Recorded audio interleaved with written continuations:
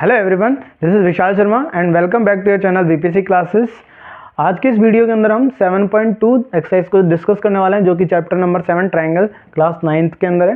और इससे पहले वाली जो वीडियो थी उसके अंदर हमने 7.1 एक्सरसाइज के कुछ इंपॉर्टेंट क्वेश्चंस को डिस्कस किया था। इस वीडियो के अंदर भी कुछ जो भी डिस्कशन होने वाला है वो इंपॉर्टेंट ही है। तो स्टार्ट करते हैं अपनी वीडियो को। फर्स्ट क्वेश्चन है, in an isosceles triangle ABC with AB equal to AC, show the bisector of angle B and angle C intersect each other at O. Bisector means half equal parts में divide करने वाला, half equal parts में divide करने वाला। और जहाँ पर कहाँ पर मिल रहे हैं, ये O पॉइंट पर मिल रहे हैं और लास्ट में आपने O को A से ज्वाइन कर दिया। ठीक है, show that OB equal to OC, इस OB की लेंथ OC के इक्वल है, ये आपको प्रूफ करना है फर्स्ट।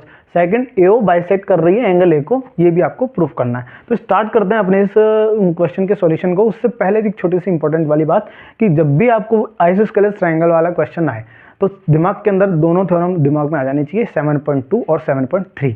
7.2 थ्योरम क्या कहते हैं, कोई भी आइसोस्केलेस ट्रायंगल होगा, सपोज दैट कोई भी एक ट्रायंगल है, ये isosceles triangle ABC isosceles triangle है, दैट मीन्स दो साइड इक्वल होंगी, होगी एक साइड AB और AC दो इक्वल साइड होगी। अब इनके अपोजिट एंगल इक्वल होंगे, यानी एंगल B और एंगल C क्या होंगे, इक्वल होंगे। ध्यान से क्या कह रहा हूं मैं, 7.2 थ्योरम क्या कह रही है, दो इक्वल साइड गिवन है तो उनके अपोजिट एंगल इक्वल होंगे। और 7.3 क्या कहती है कि कभी भी कोई ट्रायंगल PQR सपोज दैट और उसके दो एंगल इक्वल हैं, एंगल Q और एंगल R, तो इनके अपोजिट साइड इक्वल होंगी। ये वाली साइड इस वाली साइड की क्या होगी, इक्वल होगी। 7.2 कहती है कि साइड इक्वल है तो एंगल इक्वल होंगे, 7.3 कहती है एंगल इक्वल है तो साइड इक्वल होगी। तो इतनी बात समझ में आ गई, तो इसे इरेज कर देता हूं मैं। तो स्टार्ट करते हैं अपने आज के इस क्वेश्चन को। फर्स्ट क्वेश्चन है, सबसे पहली बात, कभी भी जब भी इस एक्सरसाइज के क्वेश्चन को सॉल्व करें आप, तो वही मेरी तीन बातें, पहली कि इक्वल हो गिवन क्या है उसे नोटिस करें, सेकंड प्रूफ क्या करना है उसे नोटिस करें, और थर्ड ये चीज़ है कहाँ पर इस डायग्राम में। चलो, तो given AB equal to AC है, AB इक्वल है किसके, AC के, AB साइड AC साइड के इक्वल है। अब साइड इक्वल है तो इनके अपोजिट एंगल क्या होंगे, इक्वल होंगे। तो ये तो अपन जब प्रूफ करेंगे तब बात करेंगे। सेकंड बात, टू प्रूफ क्या करना है, टू प्रूफ करना है हमें फर्स्ट OB को OC के, second AO bisects angle A। ये क्वेश्चन करने का एक तरीका होता है, वे होता है how to solve this question. सबसे पहले हम गिवन लिखते हैं, फिर उसके बाद में टू प्रूफ लिखते हैं और लास्ट में हम स्टार्ट करते हैं अब प्रूफ को। प्रूफ में जो गिवन है उसकी हेल्प से इस क्वेश्चन को स्टार्ट करेंगे।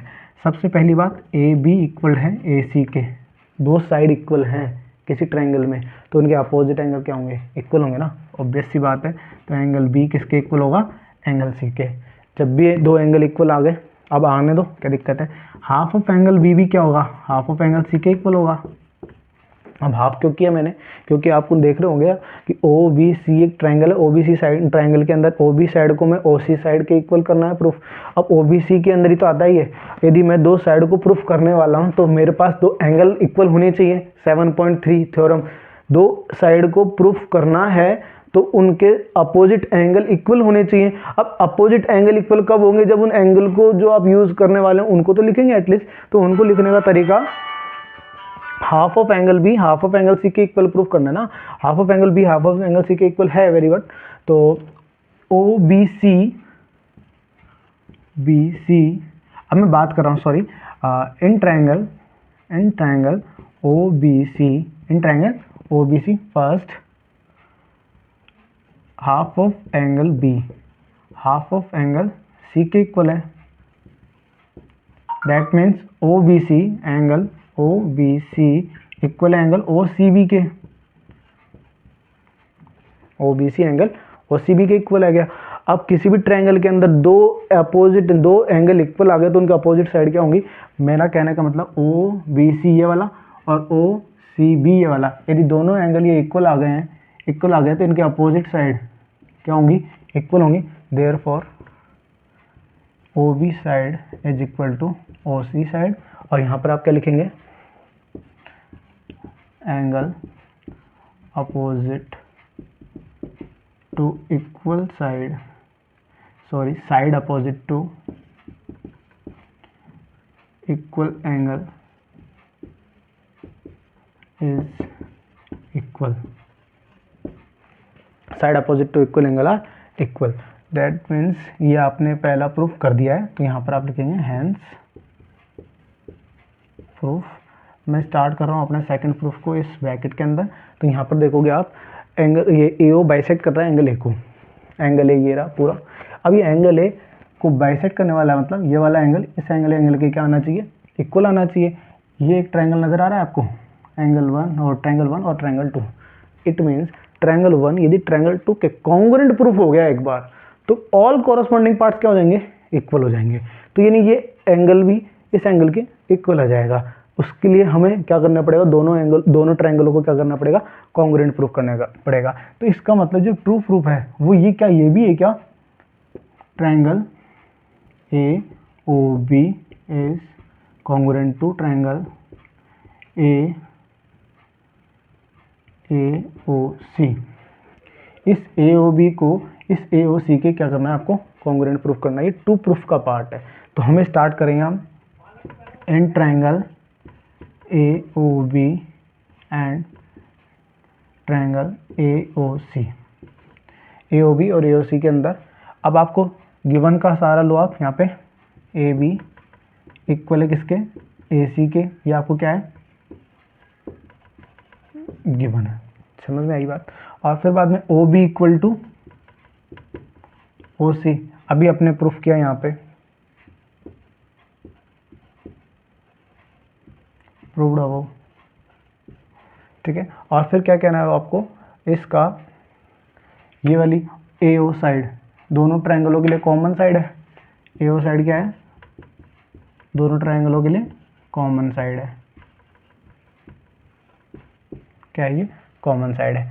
ये भी साइड, ये भी साइड, ये भी साइड, तो कौन सा कॉन्ग्रुएंसी रूल लग जाएगा, SSS के द्वारा ये दोनों क्या हो जाएंगे, कॉन्ग्रुएंट हो जाएगा by SSS congruency rule, by SSS congruency rule triangle AOB is congruent to triangle AOC। AOB AOC के कॉन्ग्रुएंट आ गया। तो इसका जो पार्ट है BAO एंगल BAO इक्वल आ जाएगा CAO के, क्या आ जाएगा, ये इक्वल आ जाएगा। अब ये एंगल इस एंगल के इक्वल आ चुका, तो ये जो AO है, AO क्या कर रही है, इसको बाइसेक्ट कर रही है। इसका मतलब एंगल A, ठीक है। यहाँ से आपका ये सेकंड भी हो गया, हैंस प्रूफ। समझ में आई बात। अब क्वेश्चन नंबर 2 को डिस्कस करते हैं। 2 को डिस्कस करने के लिए एक बार दोबारा रिवाइज करा देता हूँ आपके लिए। सबसे पहले क्या कह रहा था, AB साइड AC साइड के इक्वल थी। अब AB साइड AC साइड के इक्वल है, तो इनके अपोजिट एंगल क्या होंगे, इक्वल होंगे। तो AB यानी एंगल B एंगल C के इक्वल आ गया। Half of angle B half of angle C के इक्वल, हाफ आप दोनों तरफ कर दिया अपन ने, तो क्या दिक्कत है, कोई दिक्कत नहीं आ गई। OBC के अंदर मैंने OBC ट्रायंगल ही क्यों लिया, क्योंकि OB और OC इस OBC ट्रायंगल का पार्ट थे। अब दो साइड को इक्वल प्रूफ करनी है, तो उनके एंगल क्या होने चाहिए, इक्वल होने चाहिए। तो एक एंगल को इक्वल तो आपने यहाँ से कर ही रखा है। हाफ ऑफ एंगल C के इक्वल है, half of angle B half of angle C के इक्वल है। हाफ ऑफ एंगल B मतलब OBC, half of angle C मतलब OCB, ये दोनों इक्वल हैं। जब एंगल इक्वल है तो इनके अपोजिट साइड भी क्या होंगी, इक्वल होंगी। सेकंड, आपने इसको ट्रायंगल को इस ट्रायंगल की क्या करना है, प्रूफ करना है कॉन्ग्रुएंट। कॉन्ग्रुएंट प्रूफ क्यों करना है, क्योंकि जब भी आपको प्रूफ करना होगा तो आपने क्या कर रखा है, यहाँ पे AO बाइसेक्ट एंगल है, जो ये वाला एंगल है, इस वाले एंगल की क्या होना चाहिए, इक्वल आना चाहिए। तो इक्वल आएगा तभी तो ये बाइसेक्ट करेगा। तो बाइसेक्ट करने के लिए क्या है, ऑल कॉरस्पॉन्डिंग पार्ट इक्वल होने चाहिए। ऑल कॉरस्पॉन्डिंग पार्ट मतलब ट्रायंगल 1 ट्रायंगल 2 के क्या होना चाहिए, इक्वल होने चाहिए। ट्रायंगल 1 का AB साइड ट्रायंगल 2 की AC साइड के इक्वल है फर्स्ट। OB साइड ट्रायंगल 1 की OC साइड ट्रायंगल 2 की ये इक्वल है, ठीक है। AO साइड दोनों ट्रायंगलों के लिए क्या है, कॉमन साइड है, वो भी इक्वल है। तो बाय SSS कॉन्ग्रुएंसी रूल दोनों ट्रायंगल क्या होंगे, आपस में कॉन्ग्रुएंट हो गए। अब दोनों ट्रायंगल आपस में कॉन्ग्रुएंट हो गए तो ऑल कॉरस्पॉन्डिंग पार्ट क्या हो जाएंगे, इक्वल हो जाएंगे बाय CPCT। तो मतलब ये वाला एंगल इस वाले एंगल के इक्वल आ जाएगा बाय CPCT। यहाँ पे आप लिख सकते हो CPCT, बाय CPCT। और इसका मतलब क्या हो गया, स्टार्ट करते हैं सेकंड नंबर वाले क्वेश्चन को। ABC is an isosceles triangle in which altitude BE and CF are drawn to equal sides AC and AB respectively. अब आपको कह रहा है आइसोस्केलेस ट्रायंगल है, तो स्टार्ट करते हैं अपनी वही बात से। गिवन क्या इंफॉर्मेशन है, आइसोस्केलेस ट्रायंगल है तो AB साइड किसके इक्वल होगी, AC साइड के। तो बात समझ में आ गई, ठीक है। और फिर जब ये एल्टीट्यूड है तो ये वाली जो 90 डिग्री है ये भी 90 डिग्री के इक्वल होगा। तो मैं बात करने वाला हूँ, आपको जो प्रूफ करना है क्या है उससे पहले लिख लो इधर, टू प्रूफ क्या करना है, जो BE है उसको CF के इक्वल प्रूफ करना है। एल्टीट्यूड कौन सा, BE CF के इक्वल प्रूफ करना है। स्टार्ट करते हैं अपना प्रूफ को। AB साइड AC साइड के इक्वल है, क्यों, क्योंकि ABC एक आइसोस्केलेस ट्रायंगल है। क्या है ये, आइसोस्केलेस ट्रायंगल है, तो ये वाली इंफॉर्मेशन अपने पास गिवन है। सेकंड मैं बात कर रहा हूँ ये सब, ये in triangle ABE and ACF, ABE और ACF में, ABE ये वाला ट्रायंगल, ACF ये वाले ट्रायंगल की, तो इसके अंदर आपको AB AC के इक्वल आ रखी है, साथ में ये जो AEB वाला एंगल है, AEB वाला एंगल है वो AFC के इक्वल है, एंगल AFC के इक्वल है। इसको अच्छे से लिख लेते हैं, AFC के इक्वल है। AEB ACF एल्टीट्यूड है तो ये वाला 90 होगा, तो ये वाला भी 90 होगा, और ये वाला 90 है तो ये वाला भी 90 होगा, इसलिए दोनों क्या हो गई है, इक्वल हो गए। और आपको नजर आ रहा होगा ABE इस वाले ट्रायंगल का और इस वाले ट्रायंगल में ये जो एंगल A है ये क्या है, कॉमन एंगल है ना, तो angle A equal to angle A, क्या लिखेंगे आप इसके अंदर, कॉमन एंगल, और यहाँ पे लिखेंगे आप 90 डिग्री।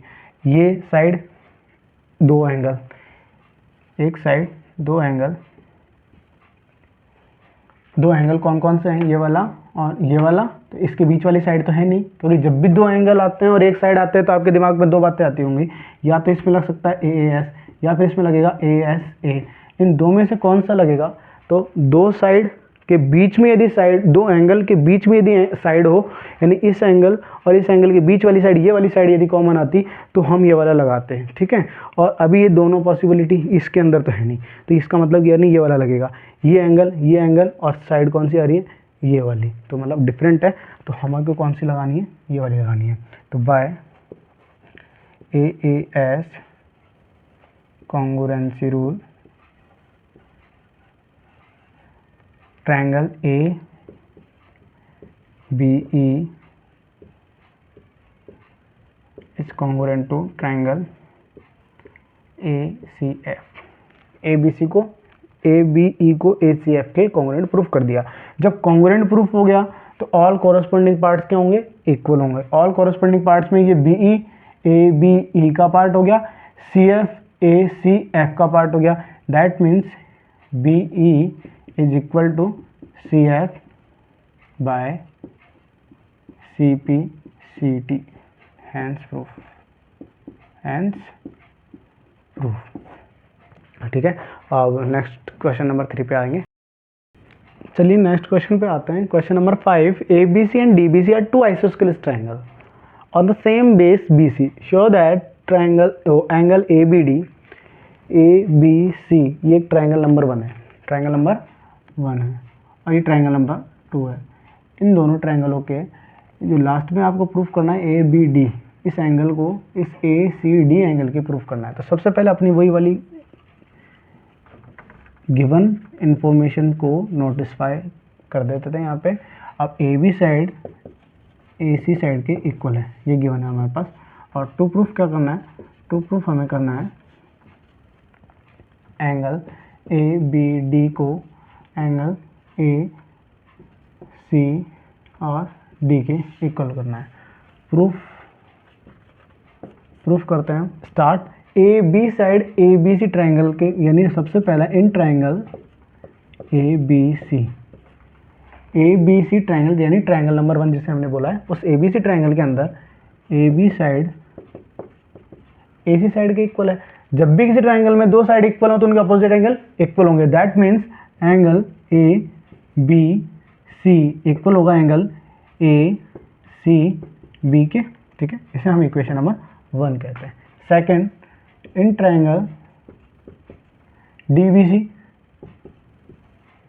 डीबीसी के अंदर जो बीडी साइड है वो सीडी साइड के इक्वल है। ये भी आपके पास में जैसे ये गिवन इन्फॉर्मेशन थी, क्योंकि आइसोस्केलस ट्राइंगल है तो ये भी गिवन इन्फॉर्मेशन है, आइसोस्केलस ट्राइंगल है तो, ठीक है। यानी बीडी साइड बीसी साइड के इक्वल है, तो इसके अपोजिट वाला angle D C B equal होगा एंगल डी बी सी के, ठीक है। इससे आप कह देंगे इक्वेशन नंबर 2। कौन सा इक्वेशन नंबर 2? आप adding equation number 1 and equation number 2। Equation number 1 it means A B C के अंदर, इस वाले ट्राइंगल के अंदर ये बी डी सी को ऐड किया आपने plus B D B C plus equal to A C B को प्लस डी सी बी के। इसको इस तरफ रख सकते हैं हम, कोई दिक्कत नहीं, क्योंकि इक्वल है ना। तो यानी ये वाला एंगल इस वाले एंगल से जब ऐड होगा, ये वाला एंगल इस वाले एंगल से ऐड होगा, तो क्या पूरा ये एंगल बन गया ए बी डी। ये वाला एंगल इस वाले एंगल से जब ऐड होगा तो क्या ये पूरा एंगल बन गया A C D. It means ये क्या हो जाएगा एम्फेसाइज करने पर, A B D equal to A C D. और यही आपको प्रूफ करना था, हैंस प्रूफ।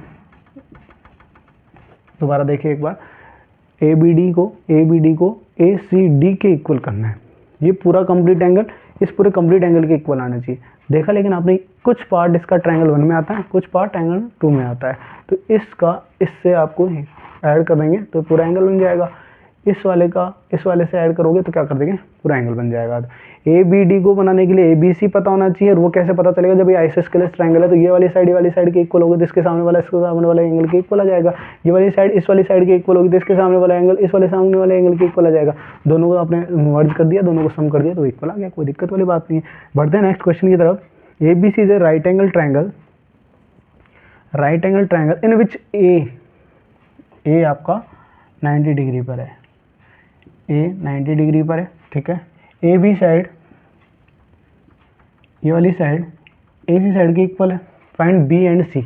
आपको अच्छे से पता है, जब भी क्वेश्चन को सॉल्व करेंगे, एंगल ए 90 डिग्री गिवन है, गिवन क्या है, एंगल ए 90 डिग्री की गिवन है। Then A B side A C side के इक्वल है, A B side A C side के इक्वल है। अब आइसोस्केलस ट्रायंगल बन गया ना, दो साइड इक्वल है तो इनके अपोजिट एंगल क्या होंगे, ये वाला एंगल और ये वाला एंगल क्या होंगे, इक्वल होंगे ना।